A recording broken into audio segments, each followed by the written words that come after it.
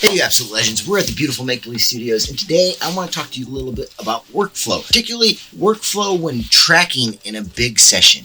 We just did a session with the wonderful Dominic Sanders from Kansas City / LA, and it hit, a wonderful guitar player named Jamie who came up from Kansas to work with us, and we wanted to work quickly, and we wanted things to go relatively smoothly. We have been developing a workflow over the past couple of years that has really worked out very, very well for us. And it's even gotten better since we've gotten the new Metric Halo interfaces. So the first thing I want to talk about is how this is accomplished. What's the end goal and how do you get there? So how it's accomplished is with good signal flow. Thinking forward, thinking about what people are going to use, where people are going to be, whether they're going to be in the live room, whether they're going to be here in the control room, what they're going to have their hands on, what you think people will be playing at the same time. All of these questions are questions that go into that. In this situation, I knew that typically we were probably going to be hanging out in our control room. The majority of people were going to be in here playing stuff.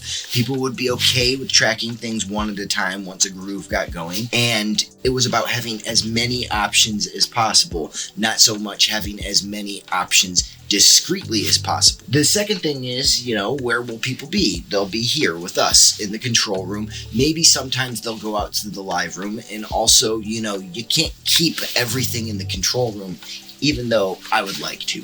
I want to be able to have everything plugged in. So I want to have the drums and the mic and the piano ready to go, and out in the live room we have a organ, we have another Rhodes, we have a Wurlitzer, we have a bunch of guitar amplifiers, and they all have microphones on them. And I want someone to be able to play in here and utilize the things that they need to out there, or I want someone who's in here to be able to walk out there and record those things very, very easily. Also, in this situation, we weren't recording to our computer. We were doing the majority of the recording to the producer's computer, who in that situation was Dom. Dom was producing the session, and he was going through and recording to his laptop.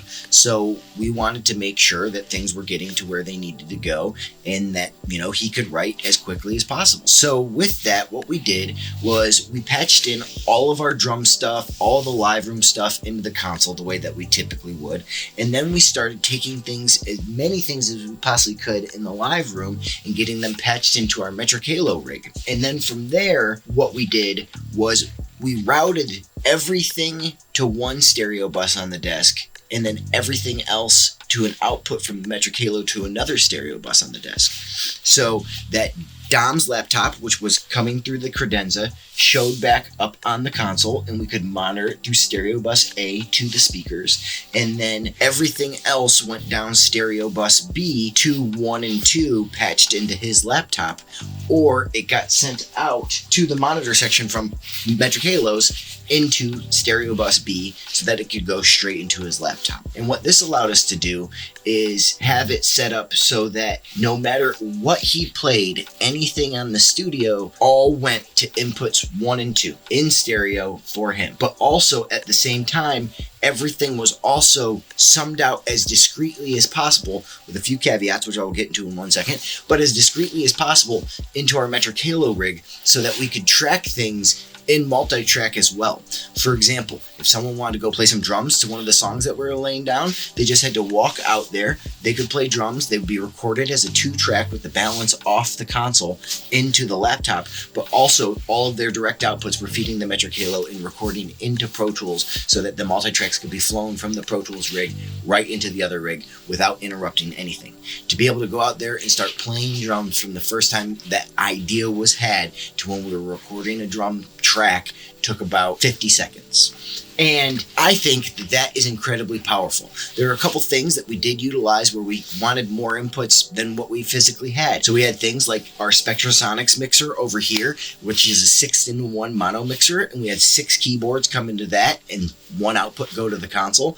Of course, you can't record those keyboards individually if you were going to do a multi-track, but for what we were doing, where we were doing a lot of overdubs, it was just fine. And I think that this is a very interesting workflow that I'm going to continue to progress, and utilizing the Metric Halos this time while doing it really helped us because there's a few caveats on where things end up and how you want to go about recording them that have always made effects a little bit tricky.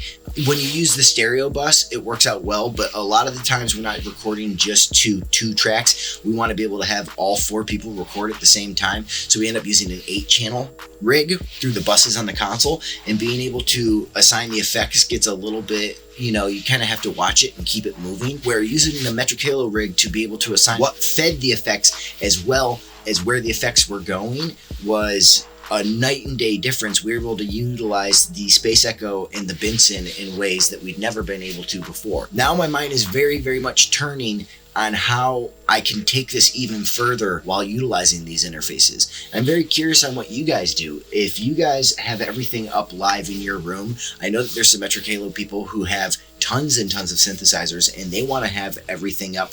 That's the fun thing, is when this room is fully set up, you can literally go play anything. Someone can grab a bass, someone can sit at the drums, someone can play this keyboard, and it's all ready to go. I have a lot of thoughts, and I just wanted to share this workflow with you at the beginning of 2024 because maybe it will inspire you to get everything up in your room and write a little bit quicker.